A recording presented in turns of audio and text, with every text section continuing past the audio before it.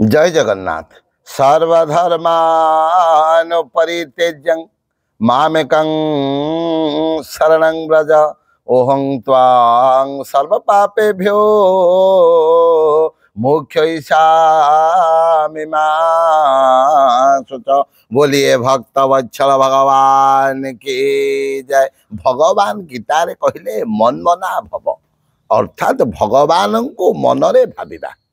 केमिति भाविबा देखंतु आम मनटा सब बेले विक्षिप्त हो रही थाए। मन केबे मध्य कहार आयत्तरे न थाए। जेतेबेले आमे इंद्रिय मानंकु बहिर्मुखी न करी इंद्रिय मानंकु अंतर्मुखी करिबा, मन को आयत्तरे रखिबा, अर्थात मन को आयत्त करिबा पई आमे प्रत्येक मुहूर्त रे मंत्र जप करिवार आवश्यकता रही।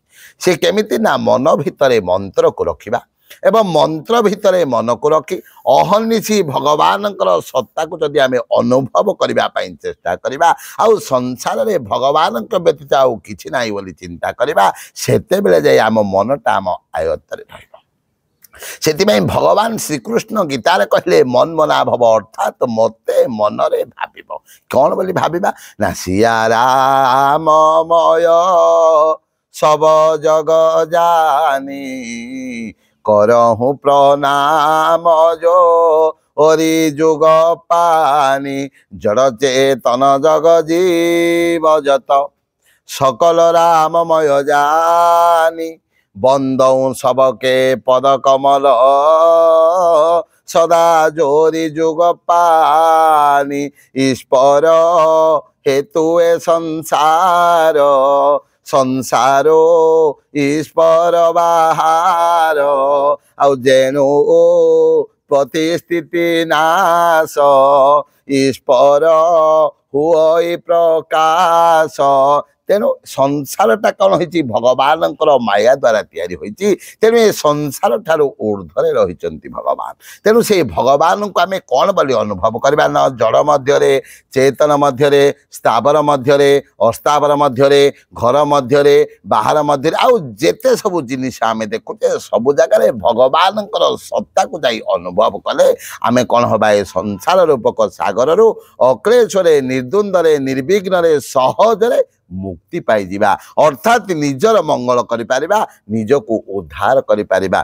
तेणु कहले जड़ चेतन जग जीव जत सकल राममय जानी, सकल राममय जानी आ सब जगह से भगवान से राम से कृष्ण से गोविंद से अच्युत अच्छे बोली चिंता करवा। आ बंदौ सबके पद कमल सदा जोरी जुग पानी। एथिपाई कौन हबाकू पड़िबो ना मन मध्यरे सेही विश्वास टिकक आसीबाकू पड़िबो, सेही प्रेम भावटा आसीबाकू पड़िबो। अर्थात विश्वास प्रेम भक्ति आ समर्पण जदि आसीगला आमे कौन हबा चरणाल बिंदरे भगवान रातुल चरण मन को निवेश करदेबा, निजको समर्पित करदेबा। अर्थात भगवान रातुल चरण जदि आमे निजको उत्सर्गीकृत करदेले, निजको समर्पण करदेले, अर्थात सर्वधर्मान परित्यज्यं मामेकं शरणं व्रज ओहं त्वां सर्व पापेभ्यो मोक्षयिष्यामि मा शुच। प्रभु तो बिना संसार रे किछि नाही बोली चिंता करबा। देखंतु जेनु उत्पत्ति स्थिति नाश ईश्वर हुई प्रकाश।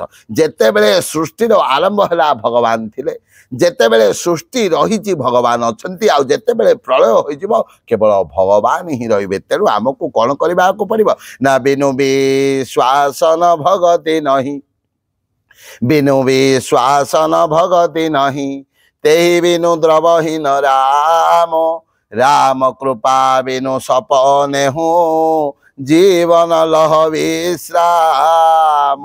विश्वास हबाक पड़िबो। जदि विश्वास टिकक आम मन मध्य बलवत्तर है भगवान को पाइबा को मन भितर जेते आमे विश्वास भाव को दृढ़ीभूत करबा, प्रेम भाव को आमे जेते दृढ़ीभूत करबा, सेते पाखे पाखे आमे भगवान पाखे पहुँची जावा।